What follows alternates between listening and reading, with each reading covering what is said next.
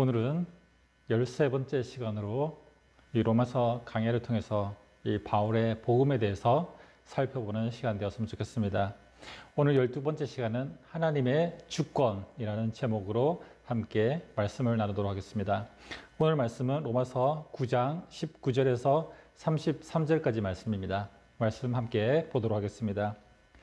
혹 내가 내게 말하기를 그러면 하나님이 어찌하여 허물하시느냐 누가 그 뜻을 대적하느냐 하리니 이 사람아 내가 누구기에 감히 하나님께 반문하느냐 지음을 받은 물건이 지은 자에게 어찌 나를 이같이 만들었냐 말하겠느냐 토기장이가 진흙 한 덩이로 하나는 기 있을 그릇을 하나는 천 있을 그릇을 만들 고난이 없느냐 만일 하나님이 그의 진노를 보이시고 그의 능력을 알게 하고자 하사 멸하기로 준비된 진노의 그릇을 오래 참음으로 간용하시고 또한 영광 받기로 예비하신 바 긍휼의 그릇에 대하여 그 영광의 풍성함을 알게 하고자 하셨을지라도 무슨 말을 하리요 이 그릇은 우리니 곧 유대인 중에서뿐만 아니라 이방인 중에서도 부르신 자니라 호세아에 그래도 이르기를 내가 내 백성 아닌 자를 내 백성이라 사랑하지 아니한 자를 사랑하는 자라 부르리라 너희는 내 백성이 아니라 한 그곳에서 그들이 살아계신 하나님의 아들이라 일컬음을 받으리라 함과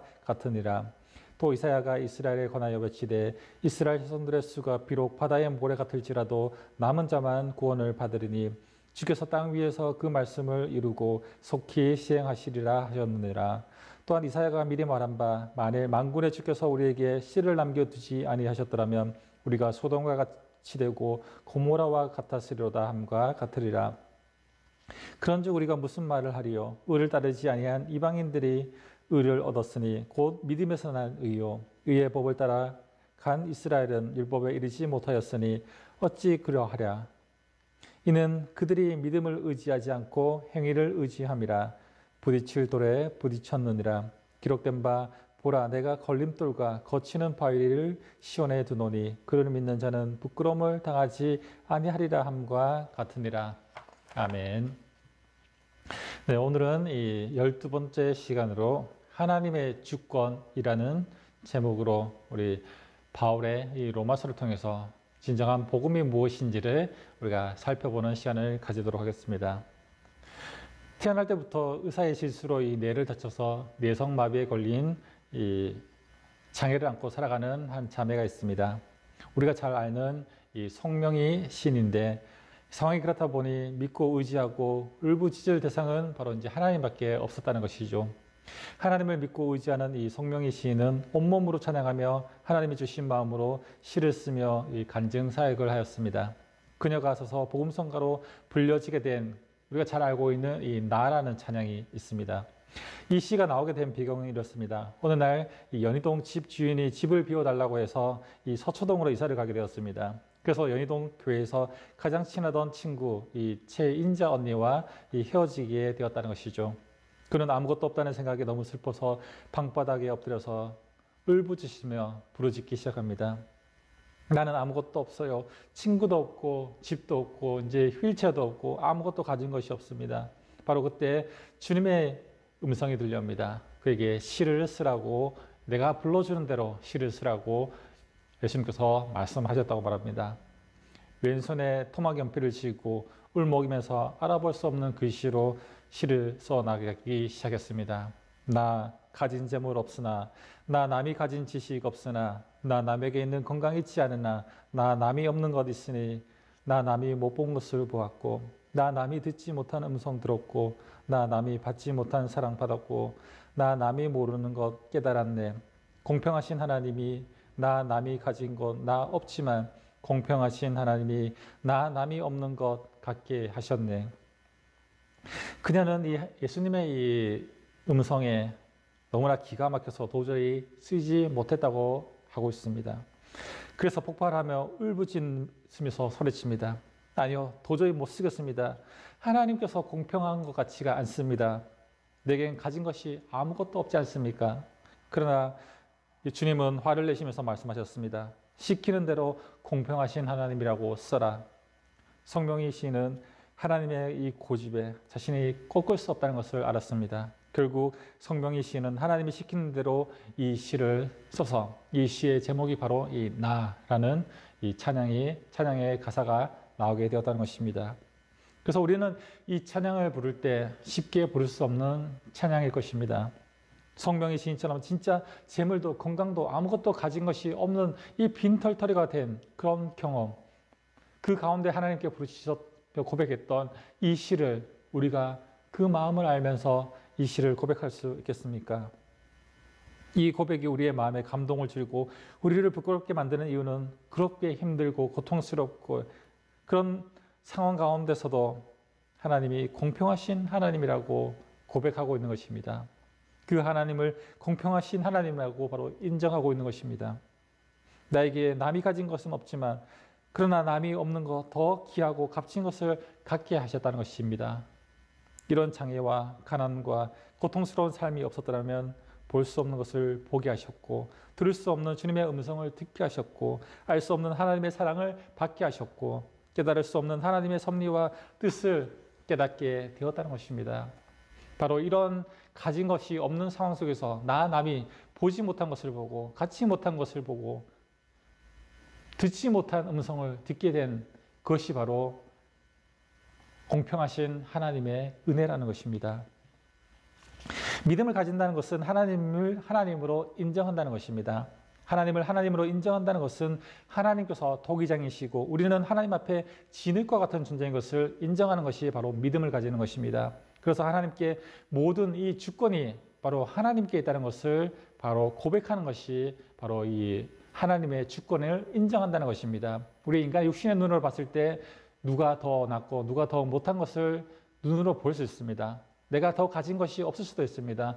내가 다른 사람들보다 건강이 더 가지지 못할 수도 있습니다. 물질적으로나 가족적으로나 모든 것을 가지지 못한 것일 수도 있습니다. 그러나 하나님께서는 공평하시긴 하나님이시기 때문에 다른 사람들이 가지지 못한 것을 우리에게 주셨다는 것입니다. 사람들은 하나님께 불평할 때가 많이 있습니다. 어떨 때는 하나님이 공평하신 것 같지만 어떨 때는 또 하나님이 공평하지 않으신 것처럼 느껴질 때가 있기 때문입니다. 공평과 불공평을 평가하는 기준을 바로 나 자신에게 두기 때문에 하나님이 불공평해 보이기 시작한다는 것입니다. 하나님의 공평하심이 가장 의심되게 하는 교리는 바로 이 선택과 유기의 교리입니다. 선택과 유기란 하나님이 누구는 택하시고 누구는 버리시는가 하는 이 선택과 유기의 교리를 보면은 하나님이 불공평한 것처럼 보여지는 바로 이 교리라는 것입니다. 어떤 사람은 정말 악질인데 하나님이 공을 들여서 결국에는 하나님의 사람으로 부르시고 복을 주십니다. 그런데 어떤 사람은 정말 선하고 착한 것처럼 보이는데 하나님의 복을 들어볼 기회조차 없어서 바로 구원에 이르지 못하는 사람도 있다는 것입니다. 그것을 봤을 때 하나님은 불공평한 것처럼 보여진다는 것이죠. 오늘 말씀 19절에 보면 내가 내게 말하기를 그러면 하나님이 어찌하여 허물하시느냐 누가 그 뜻을 대적하느냐 하리니라는 이 말씀으로 우리가 가질 수 있는 의혹을 이 바울이 스스로 이제 제시하고 있습니다. 로마서 9장에 있는 오늘 본문 앞부분을 보면은 지난 시간에 살펴봤죠. 이스마엘과 에서 그리고 바로로 이어지는 이 하나님께 버림받은 자들이 나옵니다. 똑같은 믿음의 주상의 자식들이지만 누구는 하나님께서 축복하시고 누구는 하나님으로부터 버림받은 후손이 되었다는 것입니다. 특히 지난 시간에 우리가 살펴봤듯이 이 애굽의 왕 바로는 이 이스라엘 백성들을 구원하기 위한 이 적으로 하나님께서 버림받는 대표적인 인물로 바로 이 바로 왕을 사용하셨다는 것입니다.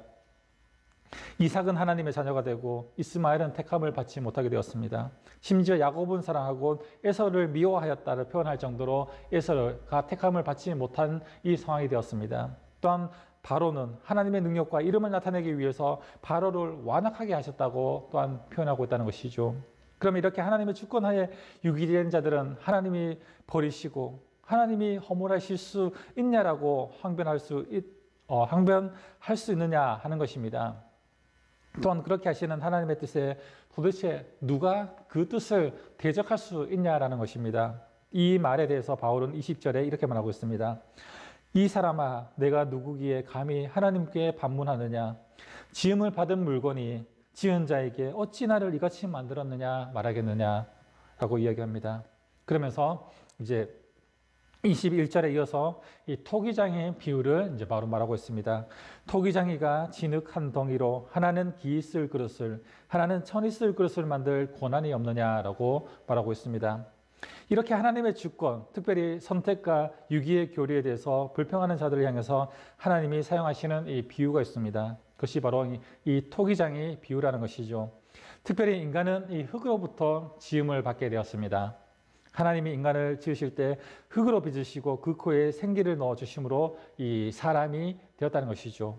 그런 의미에서 이 토기장의 비유는 하나님과 우리와의 관계를 가장 적절하게 보여주는 비유가 아닐까 싶습니다. 이 토기장의 비유는 이 구약의 예레미야에게도 하나님께서 하셨던 말씀입니다. 하나님을 믿지 않고 이 강팍한 이 바벨론은 왜 저렇게 강팍해서 하나님을 믿는 이 하나님의 백성들, 선민들을 쳐들어와서 멸망시키고 이 포로로 끌고 가느냐라는 것입니다. 이스라엘이 하나님께 죄를 지은 것은 사실이지만 사실 바벨론의 이 느부갓네살보다는 그나마 선하지 않는가?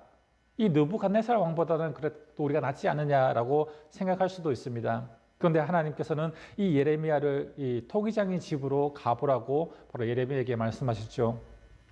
예레미야가 토기장의 집에 가서 이 토기장이가 토기를 만드는 것을 지켜봅니다. 토기장이는 흙으로 이런저런 그릇을 만들기 시작했죠. 어떤 것은 귀한 그릇을 만들고 어떤 그릇은 천한 그릇으로 만들었습니다. 그리고 어떤 그릇은 그릇이 되기도 전에 만들었다가 다시 뭉개버리고 버렸다는 것입니다. 이러한 모습을 보고 있는 가운데 하나님의 음성이 이 예레미야에게 임합니다.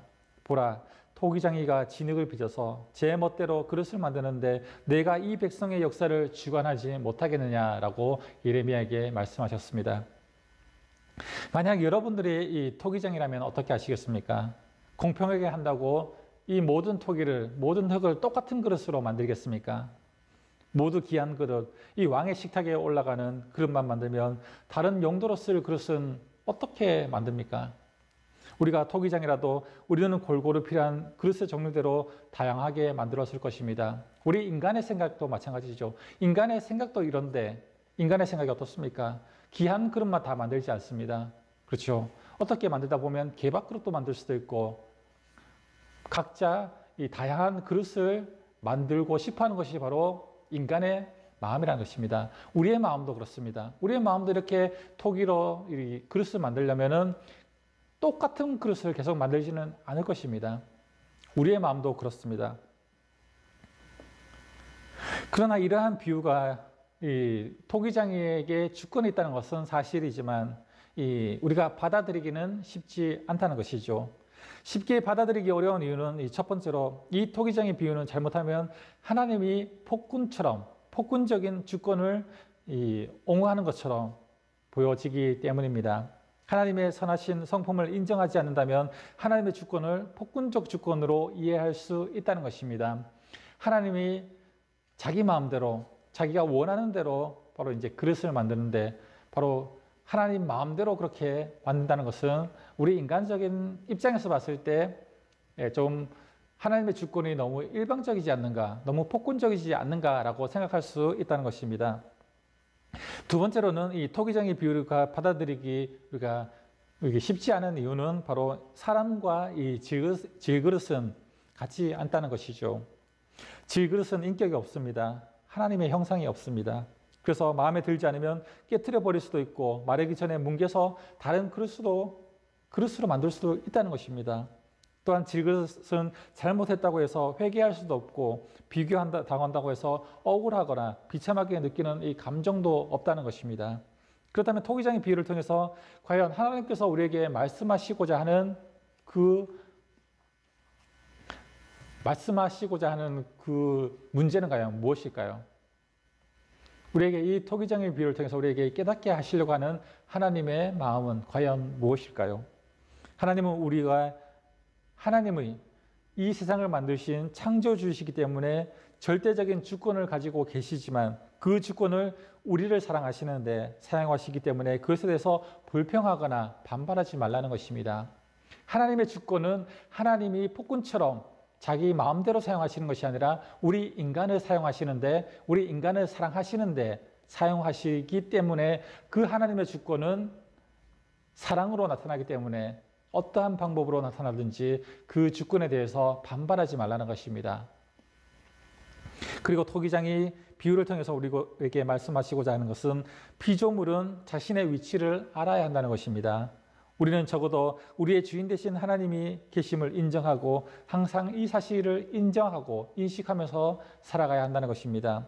신앙은 내가 주인이 되는 것이 아니라 하나님이 주인이 되심을 인정하는 것입니다. 이 토기장의 비유처럼 우리는 그저 주인에게 사용되는 흙의 존재일 뿐입니다. 우리의 존재는 내가 내 스스로 그릇을 만들 수 없는 존재라는 것입니다. 내가 흙이지만 토기장이가 나를 빚어주지 않으면 나는 그저 흙으로 남을 수밖에 없는 존재라는 것입니다.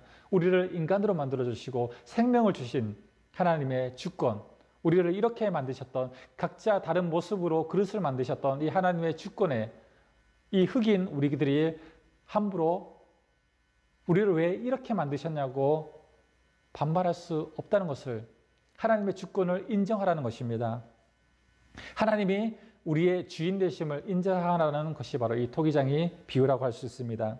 하나님께서 우리에게 많은 이 자유와 은총을 주셨지만 그것은 하나님이 우리의 하나님 되심을 인정하는 이 범위 안에서만 우리가 누릴 수 있는 것을 우리가 기억해야 한다는 것이죠. 하나님이 선악과를 만드신 이유도 여기에 있는 것입니다. 22절과 23절에 보면 하나님이 만드신 그릇을 두 종류로 이렇게 비교하게 됩니다. 하나는 하나님이 그의 진노를 보이시고 그의 능력을 알게 하고자 하사 멸하기로 준비된 진노의 그릇이고, 또 하나는 영광을 받기로 예비하신 바 긍휼의 그릇이라는 것입니다.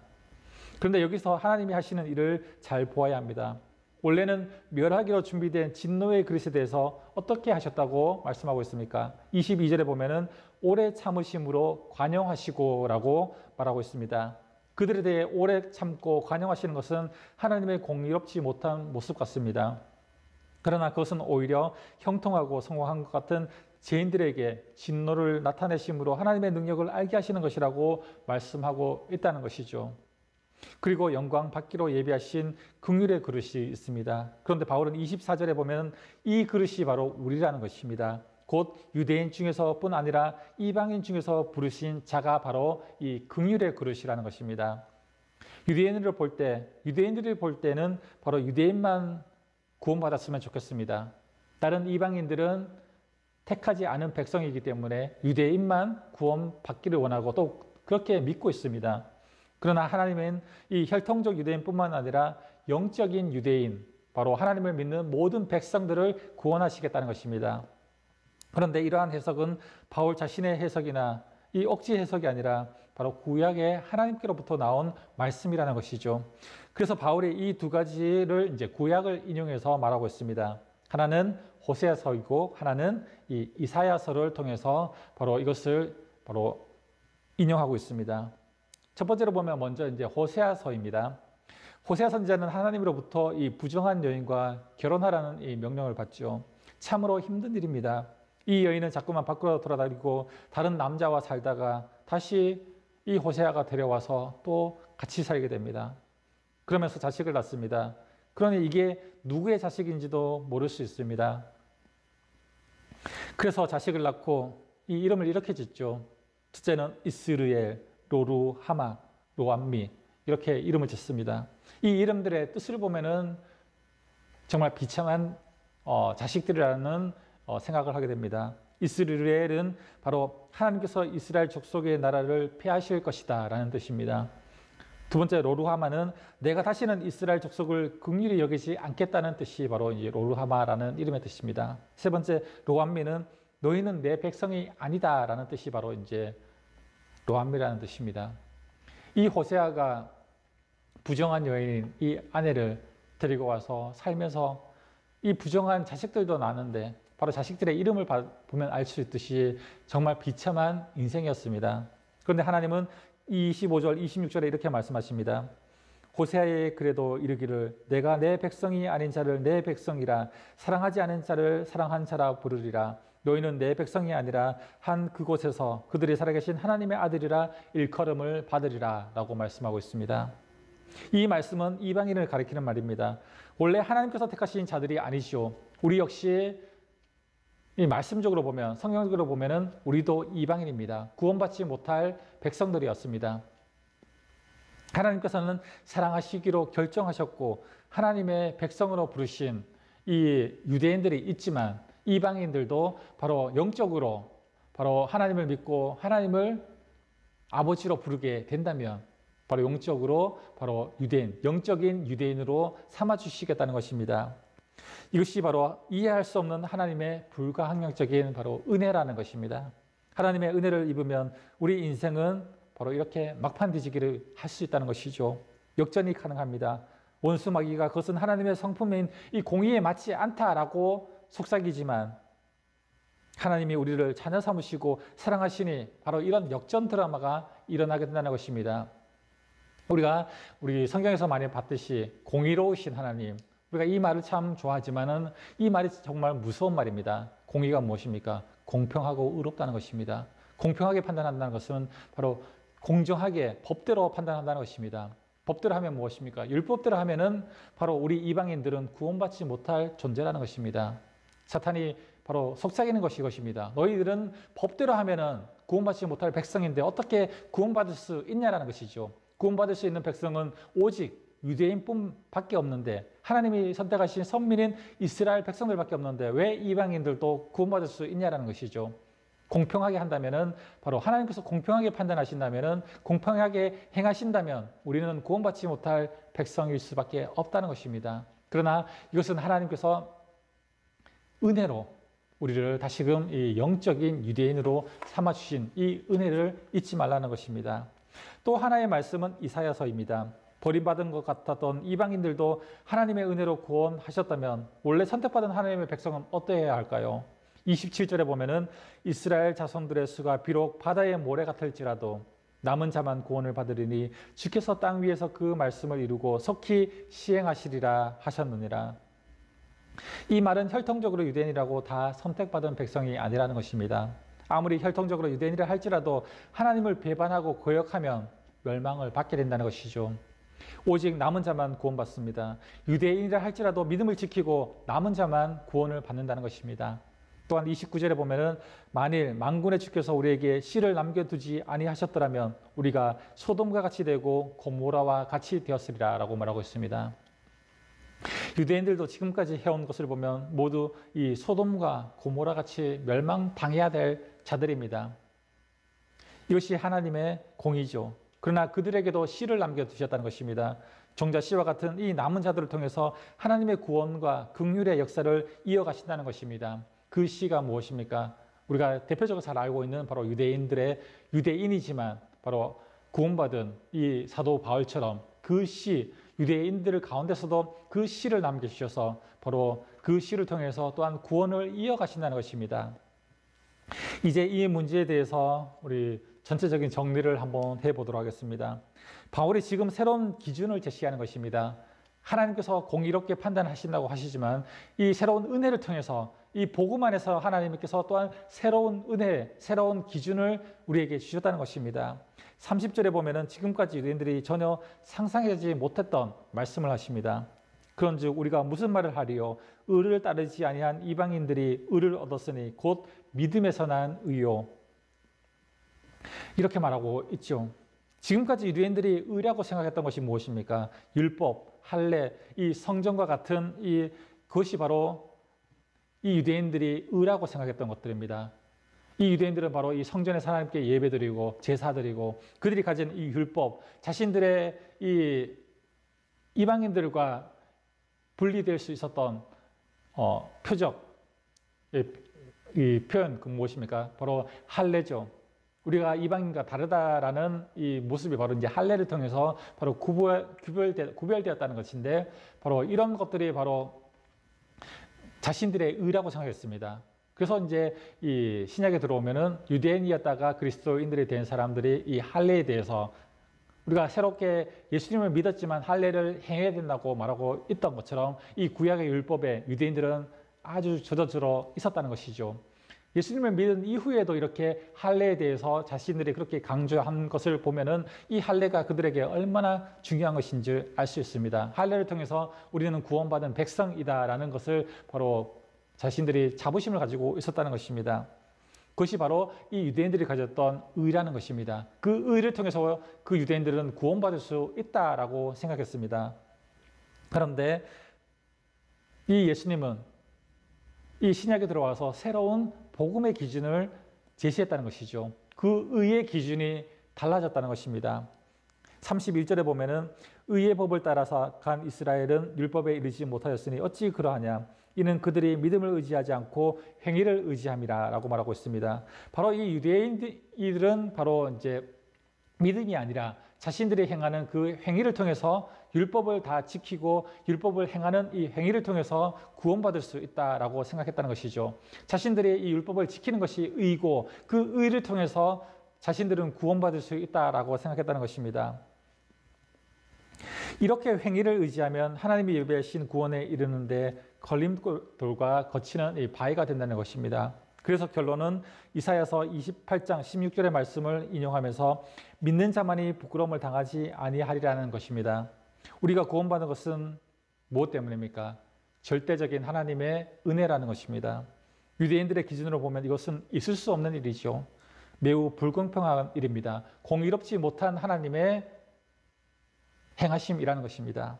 그러나 하나님은 우리를 구원하셨습니다. 우리가 하나님께 복을 받은 것도 은혜입니다. 이것이 은혜고 토기장애와 같은 하나님의 주권이라는 것입니다. 하나님께서 율법에 유대인들만 구원하시기로 이미 구약에서 그렇게 말씀하셨지만 이제 신약으로 넘어오면서 이제 하나님을 믿는 이 믿음으로 누구나 이방인이지만 구원받을 수 있다라고 새로운 기준을 제시하셨다는 것입니다. 예수 그리스도의 이 십자가의 피, 예수 그리스도를 믿는 모든 이들이 다 구원받을 수 있다. 하나님의 백성이다. 라고 바로 예수님께서 말씀하시고 이것이 바로 바울이 깨달은 새로운 복음이라는 것입니다. 이 복음이 얼마나 기쁜 일이 아닐 수 없습니까?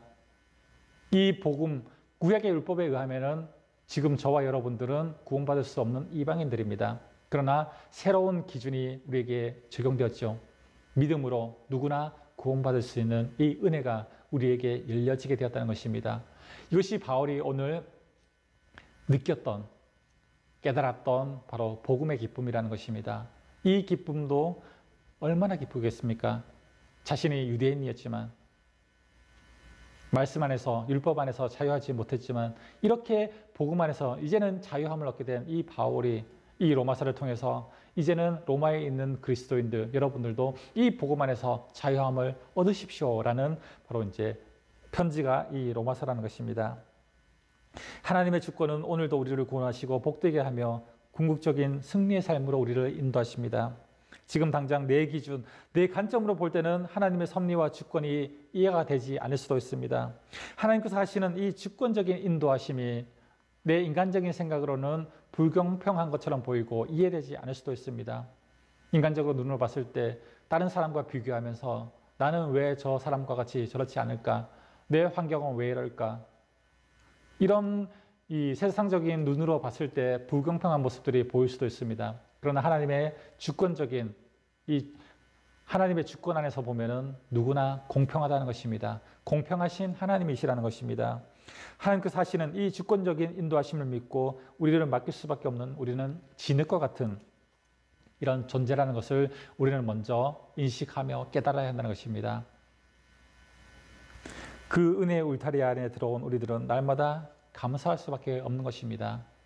그렇죠. 진흙과 같은 우리 존재를 그릇으로 만들어 준 것만 해도 우리는 은혜라는 것입니다.